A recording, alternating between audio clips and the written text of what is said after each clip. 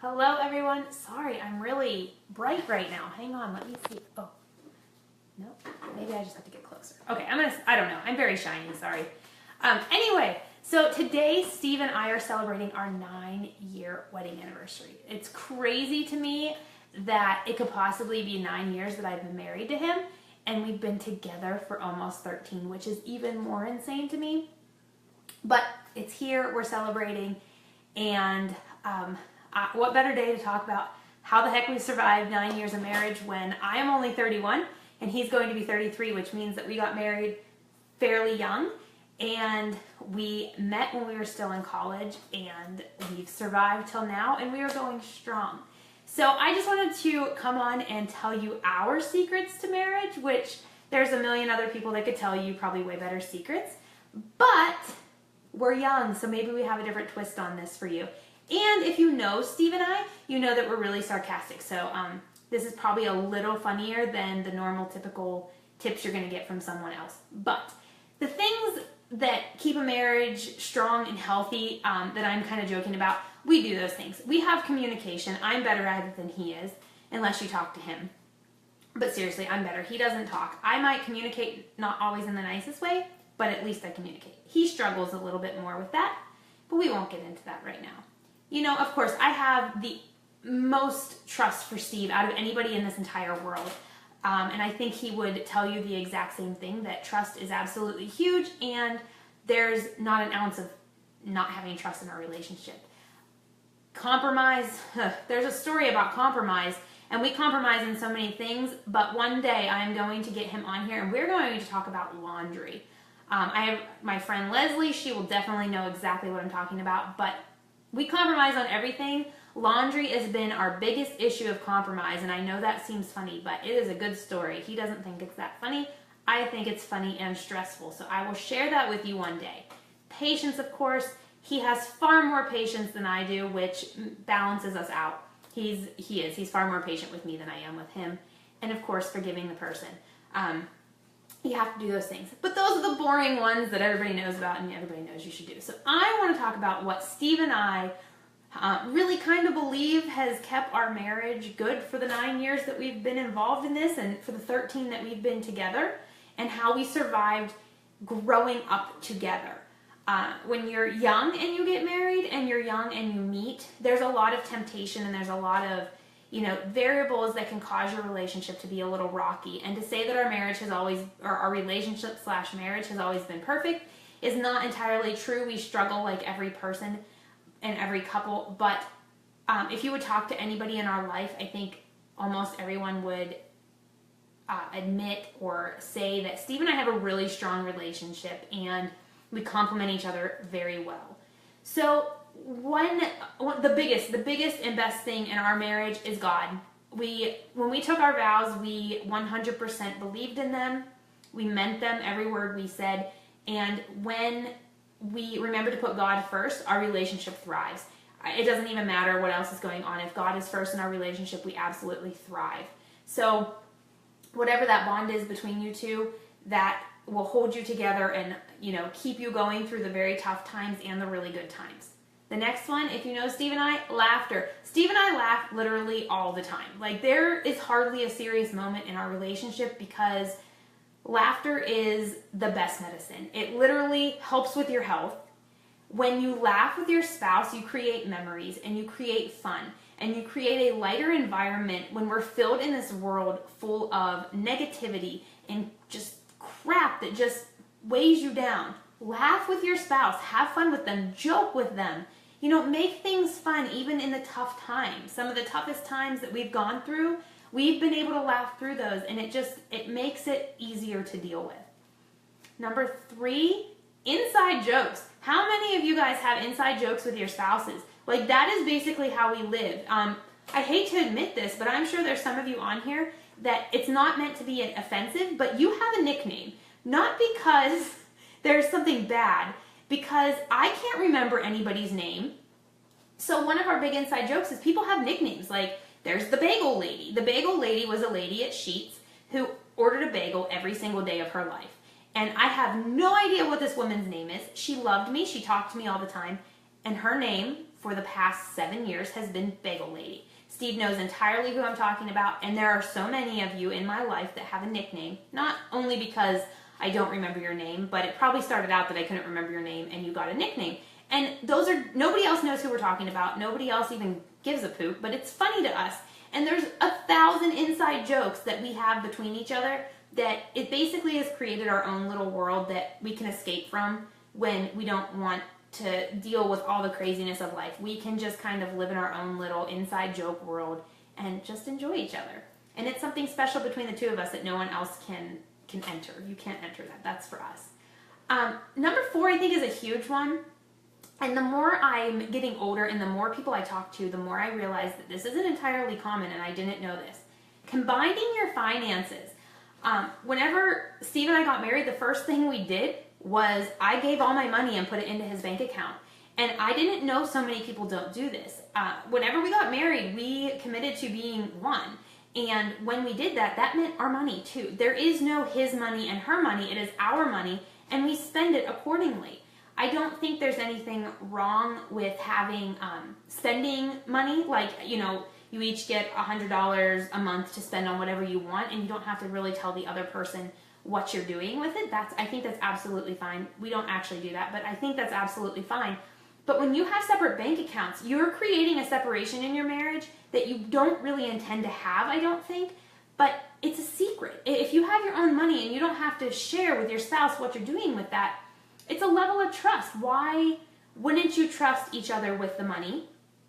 And why would you want to be secretive or not talk about what you're spending your money on? That's such a huge part of marriage, and that is the first thing we did. And if you would ask other people too, we do pretty awesome with our money because we're very considerate of each other. We don't hide what we're buying or purchasing, and it's created a level of trust. We know what to expect from one another, and there's no hidden hobbies or habits that we have. And I think that is huge. And if you haven't done that, really, I think you need to have a conversation with your spouse and talk about why you're still having separate money whenever you're one unit and you should be working as that. On money, number 5 we talk about is budget. Budgeting is huge in our family. I don't think we could survive without having a budget. We would be in so much debt if we didn't know where our money was coming from. So a little quick story. After the break-in happened at our house, if you didn't see that series, you can check that out. I had been doing the finances, and after that happened, my brain went to the crapper, and Steve had to take over finances, and it started working, and things just kind of flowed. It was just easier for him to do it since he was the one working.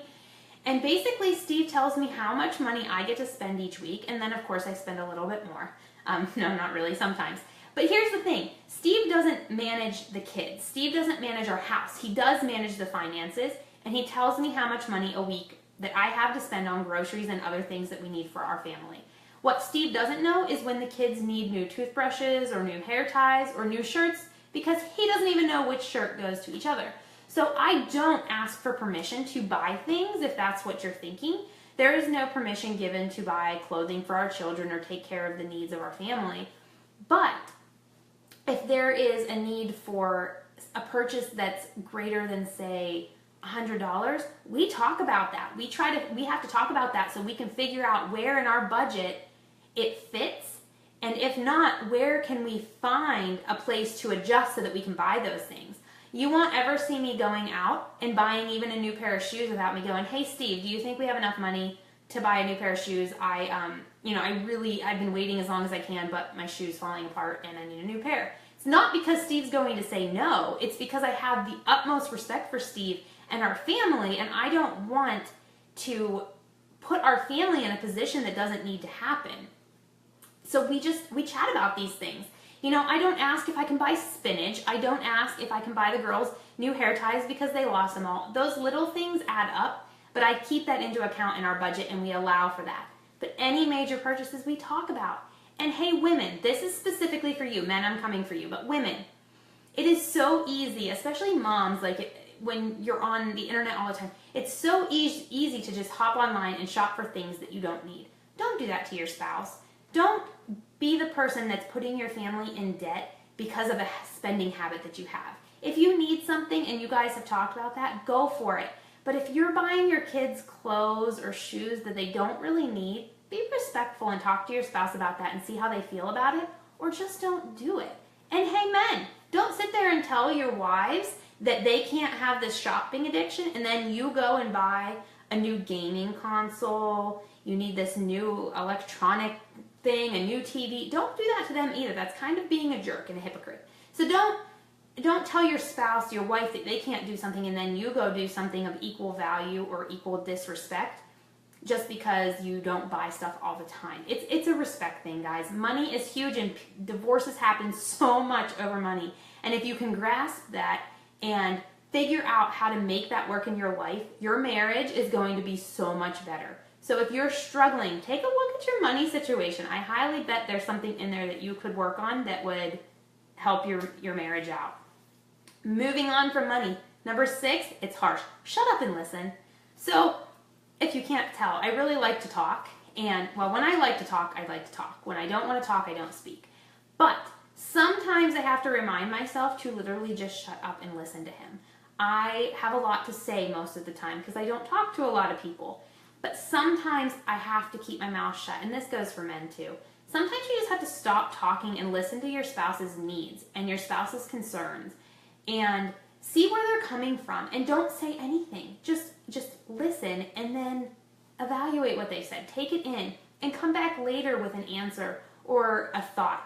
You know, sometimes it's just better to be the respectful one that's sitting there and listening, even if you don't agree, and just waiting to answer until you can gather your thoughts. So just listen sometimes. Don't talk all the time.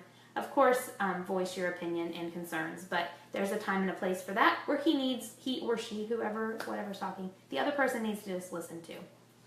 Number 7, celebrate. Celebrate in your life. It doesn't matter if you celebrated because you got the dishes done today and you don't typically do that, or if you get a job promotion. Those things don't matter what it is, but celebrate each other. I know sometimes as a stay-at-home mom and a mom that's starting her own business and starting to run that, it can be really hard for me to feel like anything I do is of value or that I deserve a celebration. But let me just tell you that keeping my kids alive is a way to celebrate. Like, we should be celebrating that my kids have clothes on, that my house didn't burn down, and that my kids actually ate today. That should be a celebration, and sometimes Steve needs to celebrate me for that so that I continue to do those things, because it's such it's such a job that you don't hear those things very often. And whoever is working in the family, celebrate those little things that they do every day. Say thank you for going to work and taking care of them so you can stay home with your kids. Just celebrate each other. Celebrate them for just being a good spouse or doing something kind for you. It doesn't have to be big, but celebrate the bigs too. Celebrate all the time. It keeps things happy. Number 8, don't laugh at me for this one. I'm serious. Work out together. There are so many benefits of working out with your spouse. And I know this can be a struggle because there's usually one spouse that doesn't want to do this. But work out with your spouse. 1, it creates confidence in yourself. The more you work out, the better you feel about yourself. You're going to lose weight. You're going to get fit. You're going to get muscle. You're going to better your health. But on top of the confidence, you're encouraging one another. You're giving loving words of encouragement, even if it's bickering back and forth and joking, saying, you know, I'm stronger than you, or I can do more sit-ups. You're encouraging each other to be a better person. And we need to encourage our spouse in whatever we do, but working out is such a great way because it's a bond where you know you're doing something positive for your life together. It also is a huge form of accountability. Holding your spouse accountable for being a good person and doing the right things in life is huge. And encouraging and holding your spouse accountable for being healthy, because you should want your spouse around for a long time. So working out together has a lot of benefits. Number 9, I asked this question earlier, but I already had it on my list. Have more sex. Ladies, I know as being a mom, it is so hard sometimes to think about that at the end of the day. But even when you don't want to sometimes, just do it.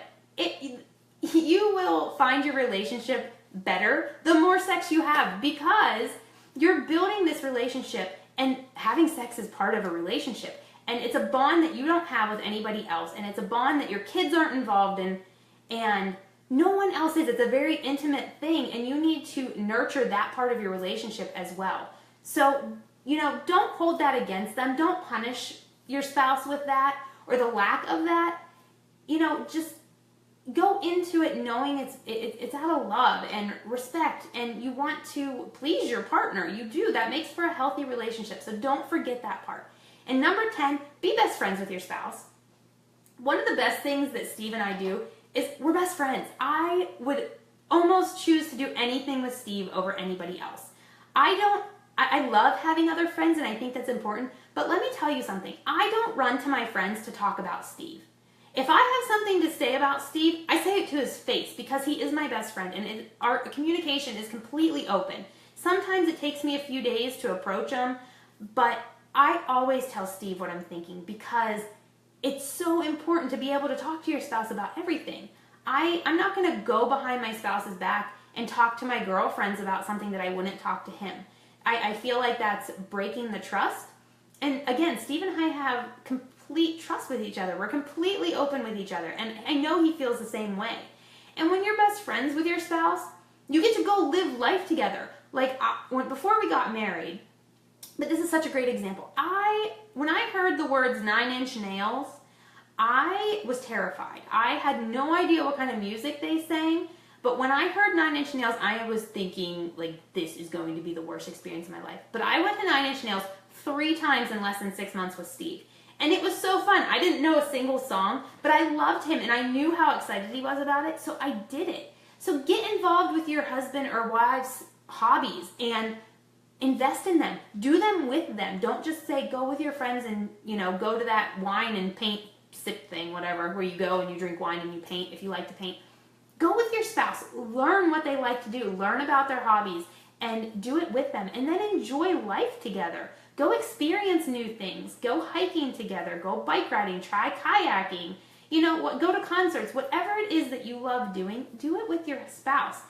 Being best friends is the most amazing thing ever because I always have someone to do something with. Now, granted, we have to find a babysitter or bring our kids along, but seriously, we have the best time together, and I would not trade him being my best friend for anyone. Like, I have my girlfriends that are close, but I will always and forever turn to Steve for everything I need because I trust that he can do that for me. I trust that he will provide that relationship that I need, not only in an intimate way, but in a friend way, because we support each other like that. And all of those things that I mentioned at the beginning that are important and that you'll hear and read, do you ever feel like you're in a rut? Yes, Natalie, I do. I think every relationship has ruts. Now, I will say that Steve and I don't know, Steve and I must be exceptionally compatible because, in all honesty, it's not often that we feel like we hit a rut. There are a few things in our lives that they repeat themselves. They come back and we struggle with them. One being work. I'm so supportive of Steve, but Steve's job, like anybody else's, has its struggles and challenging moments. And being someone that, I gave up my career of teaching so that Steve could pursue his dream. And I would not change that. I would not go back and change anything about that. But sometimes with us specifically, I don't know if it's a jealousy or what it would be, but sometimes it's frustrating when his job isn't going as smoothly as I had hoped. I struggle, and usually I try to hold it in because I'm trying to be supportive, and one day I just break and we go through the fight and we get over it. Like I said, laundry, I know this sounds so silly, and I'm telling you, he doesn't believe me. I'm going to make him come on here and we're going to discuss our laundry situation because I need feedback. Laundry's another one. It's so bizarre, but the laundry is a fight too. And sometimes it seems boring or stale, and usually that's when we need to go on a date. We need to remember to date each other and not just be best friends and live together. We need to, make an effort to look nice. Like, since it's our anniversary, I probably should get out of this and actually shower and try to look nice for when he comes home. But he's working late, so I don't even know when I'm going to get to see him. Let me see what you wrote. Being divorced. Now, Natalie, I can't speak for being divorced. I grew up in a family of divorce, so I do know it from a kid's perspective. I don't know what it's like to be divorced, and honestly, I can't imagine that because I'm sure everybody says this, but the way Steve and our relationship is, I really cannot imagine getting divorced. I'm sure there is a huge trust issue. I think the biggest thing is making sure you set your goals out ahead of time before getting married. You need to lay out your goals and be honest, because you need to have those aligned. Steve and I, from the very beginning, I mean, we both knew we wanted 2 children and no more. We both knew we wanted to get married early. We knew when we wanted to have children. We knew what kind of life we wanted to live. And laying out those goals ahead of time, we could look on a piece of paper and say, okay, we align here and here and here and here, but we're really struggling here. Like, is there a compromise, or is this like a hard goal or limit, that you aren't willing to switch on? And before, luckily we grew up together, so we got to work on those. But our major goals in life are very, very in line with one another. And it doesn't vary often, sway, I guess, often from where we set those goals at the very beginning. So, if that's a fear of yours, I would suggest writing it down. Write it on a piece of paper. Him sit over there and you sit over there, and you write goals about specific things. Like, do you want more children?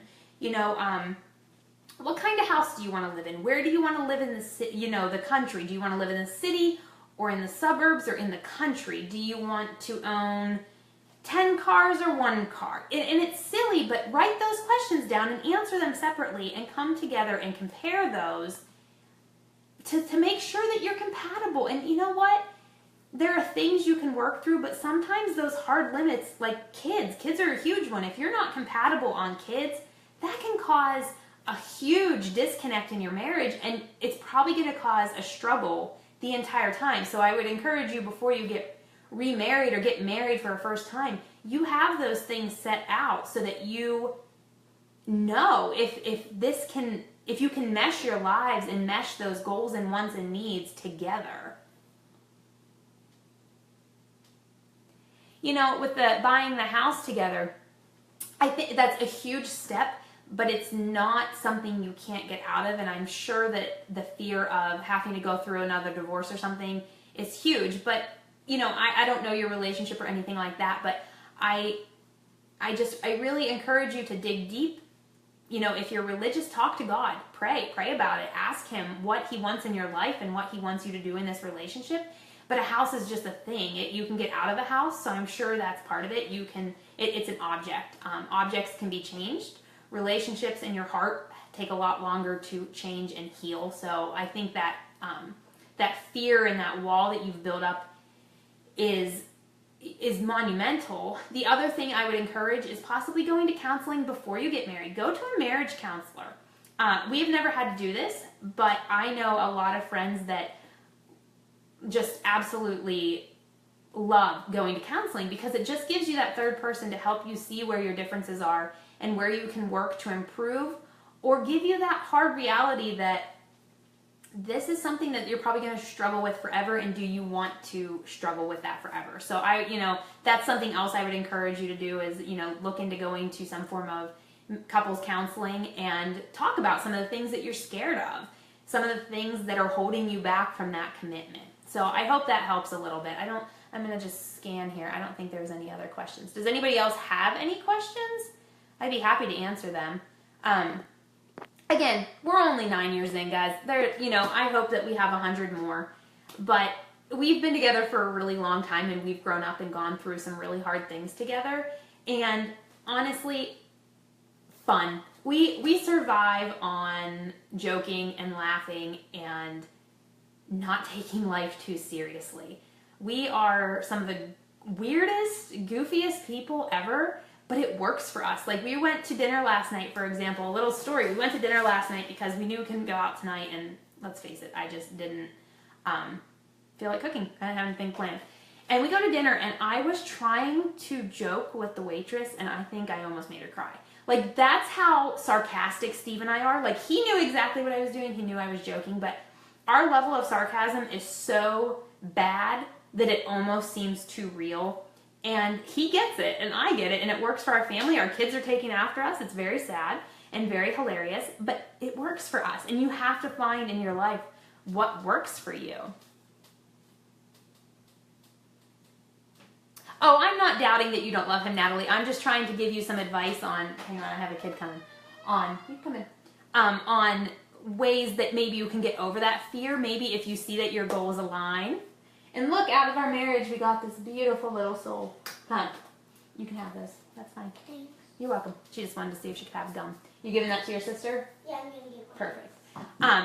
But if you're that scared, those tools and making sure that your goals are aligned and such, maybe that will give you the confidence to not be so scared. I think that's, it failed once for you with someone else, and there was something that caused that. And if you can make sure that you're on the same page and your goals and your life align with each other, I think you might gain some confidence of not feeling so scared. But I think, you have to open up your heart again to let that happen, or you're always going to have this thing protecting it. And I think we all want to protect our hearts. But one of the things that I think we've both done in our relationship is taking that barrier away. I mean, we've both been hurt in the past, not from divorce, but, from relationships in the past. And it took a while. It did. It took a while, a few years of dating, probably even our first year of marriage. But as time has gone on, that wall has been taken down. And I mean, he has my heart 100%. There's no hidden secrets. There are no hidden things that happen in our life. I mean, there's some privacy in our life. Like, I'll tell you this, because I don't know, maybe this is the secret to a happy marriage. I don't fart in front of Steve, guys. It's been 13 years and I don't. He does. He doesn't care. He's gross. But there's a privacy thing. I don't pee in front of Steve. I don't leave the door open when I pee. He doesn't either. There are a few things that are TMI maybe, but we don't do those things. It's a level of privacy, secrecy maybe. I don't know.